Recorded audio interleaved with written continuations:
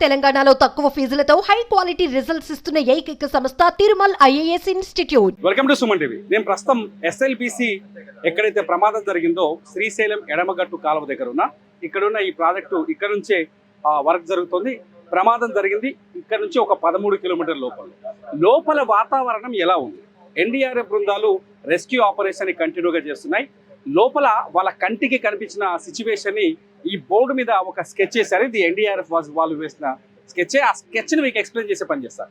అసలు ఎస్ఎల్బిసి లోపల ప్రమాదం జరిగిన ప్రాంతం ఎలా ఉంది, అక్కడ సిచ్యువేషన్ ఏంటి, అసలు ఏం జరిగింది, ఇప్పుడు అక్కడ జరుగుతున్న వాటర్ కానీ బురద పరిస్థితి ఏందనేది ఇక్కడ నేను ఎక్స్ప్లెయిన్ చేసే పని చేస్తాను. ఒకసారి ఈ బోర్డును చూస్తే నేను ఇప్పుడు ఇక్కడ ఉన్నాను. ఇది ఎంట్రీ పాయింట్. నేను ఇక్కడ ఉన్నాను. ఇక్కడ అదే అది ఇక్కడ కనిపిస్తున్న బోర్డే నేను చూపిస్తున్న చేతో అదే నేను ఇక్కడ మనం అందరం ఇప్పుడు కెమెరా కానీ నేను కానీ ఇక్కడ ఉన్నాము.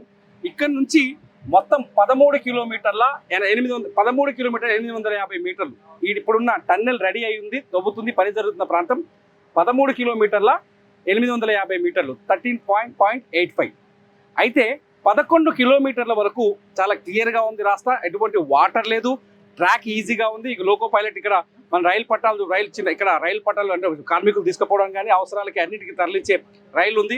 ఆ పట్టాలు క్లియర్గా ఉన్నాయి, ట్రాక్ కూడా చాలా క్లియర్గా ఉంది, ప్రాబ్లం ఏం లేదు. 11 కిలోమీటర్ నుంచి వాటర్ వస్తున్నాయని మొదటి నుంచి వాళ్ళు ఎవరైతే ఇక్కడ వర్క్ చేస్తున్నారో వాళ్ళు చెప్తున్నారు. ఆ 11 కిలోమీటర్ దగ్గర ఇక్కడ వీళ్ళు సెగ్మెంట్స్ చేశారు. సెగ్మెంట్ 11 తర్వాత సెగ్మెంట్ ఏ, సెగ్మెంట్ బి, సెగ్మెంట్ సిడి ఇవి చూడవచ్చు మనం ఒకసారి. ఈ సెగ్మెంట్ వైజ్గా చాలా క్లియర్గా చెప్తున్నారు. ఇక్కడ ట్రాక్ యాక్సెసబుల్ ఇక్కడ దాకా ఉంది 11 కిలోమీటర్ల వరకు. ఆ తర్వాత బి లోకో ట్రాక్ అవైలబుల్, ప్రస్తుతానికైతే అవైలబిలిటీకి తీసుకొచ్చారు. ఆ సి తర్వాత బ్రోకెన్ టీబీఎం బిట్వీన్ 13.6 అండ్ 13.650 మధ్య ఇక్కడ ఈ 50 మీటర్లు. ఈ సిచ్యువేషన్ మనం చూడొచ్చు. ఒకసారి నీకు జూమ్ చేస్తే మైపాల్, టీబీఎం అంటే ఇదే టన్నెల్ బోరింగ్ మిషన్. ఈ టీబీఎం నుంచి ఎండ్ పాయింట్ ఎంత ఉందంటే 600 మీటర్లు ఉంది పూర్తిగా. ఇది చాలా అర్థం చేసుకోవాల్సిన పాయింట్. ప్రమాదం జరిగిన ప్రాంతం కూడా ఇదే. ఈ టీబీఎం కూడా ఇప్పుడు మట్టిలో కూరుకుపోయి ఉంది. ఎక్కడ జరిగింది? టీబీఎం నుంచి 600 మీటర్ల బ్యాక్ సైడ్ ఇప్పుడు స్లైడ్ వచ్చింది, మట్టి కూలిపోయింది.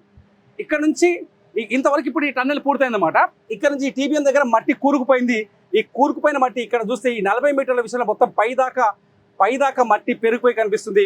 ఇంకొక 50 మీటర్ల వరకు ఒక ఫ్లో లాగా కనిపిస్తుంది. ఇందులోంచి వరద వస్తుంది, వాటర్ వస్తుంది. ఈ 600 మీటర్ల మధ్యనే ఈ చిక్కుకుపోయిన 8 మంది చిక్కుకుపోయారు. ఈ 8 మంది ఉన్న ప్రదేశం ఈ 600 మీటర్లే. ఈ 600 మీటర్లలో వాళ్ళు ఎక్కడున్నారని వెతికే ఆపరేషనే ఈ ఆపరేషన్ అంతా. ఎన్డీఆర్ఎఫ్ కావచ్చు, లేకపోతే బయట నుంచి వచ్చిన నేవీ టీం కావచ్చు, లేకపోతే ఆర్మీ టీం కావచ్చు, లేకపోతే ర్యాట్ హోల్ మైనర్స్ అని తీసుకొచ్చారు వాళ్ళు కావచ్చు, ఎస్డీఆర్ఎఫ్ కావచ్చు, ఇక్కడ ఉన్న బలగాలన్నీ పనిచేస్తుంది. ఈ 600 మీటర్లలో ఉన్న ఆ 8 మందిని ఎలా బయటికి తీసుకురావాలని. అలా తీసుకురావడానికి అతిపెద్ద సమస్య ఏమవుతుందంటే బురద కూరుకుపోవడం. ఇక్కడ ఏదైతే టీబీఎం ఉంది కదా, ఇక్కడ ఈ టీబీఎం టన్నెల్ బోరింగ్ మిషన్ ఉంది కదా, ఈ మిషన్ బ్యాక్ సైడ్ ఇదంతా మట్టి అంతా కూరుకుపోయింది. ఇక్కడ చూడండి, ఇది వెంటిలేషన్ ట్యూబ్. ఇది మనం అక్కడ చూస్తున్నాం. అక్కడ సౌండ్ పైప్ ఇక్కడ నుంచి వచ్చింది, ఈ పైప్ ఇక్కడ నుంచి స్టార్ట్ అయింది. ఈ వెంటిలేషన్ ట్యూబ్ ద్వారా పనిచేసే వాళ్ళకి అక్కడ వెదర్ని అనుకూలంగా చేసే ట్యూబ్ ఇది.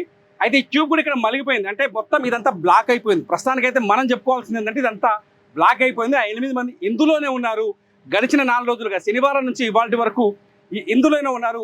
వాళ్ళని పసిగట్టడం ఇప్పుడు అతిపెద్ద సమస్యగా మారింది. పసిగట్టకపోవడానికి కారణాలేంటి? Sniper dogs. పొద్దున మనం ఎన్డీఆర్ఎఫ్ వాళ్ళతో మాట్లాడితే చాలా స్పష్టంగా చెప్తున్నారు. వాళ్ళు స్నైపర్ డాగ్స్ని తీసుకొచ్చినప్పుడు ఆ కుక్కలు మనుషుల వాసనని గుర్తిస్తాయి. నేను చాలాసార్లు చూసాము. ఏదో ముఖ్యమంత్రి లేకపోతే ఏదో మంత్రి భూమిలోకి వచ్చినప్పుడు ఆ కుక్క స్నైపర్ డాగ్స్ తీసుకొస్తే అక్కడ బాంబు పెట్టినా అంటే భూమిలో దాదాపు 10-15 మీటర్ల వరకు ఉన్న ఏదైనా వస్తువు వాసన పసిగట్టే శక్తి ఆ స్నైపర్ డాగ్స్ ఉన్నాయి. ఆ స్నైపర్ డాగ్స్ కూడా నిన్న తీసుకెళ్ళాలి లోపలికి.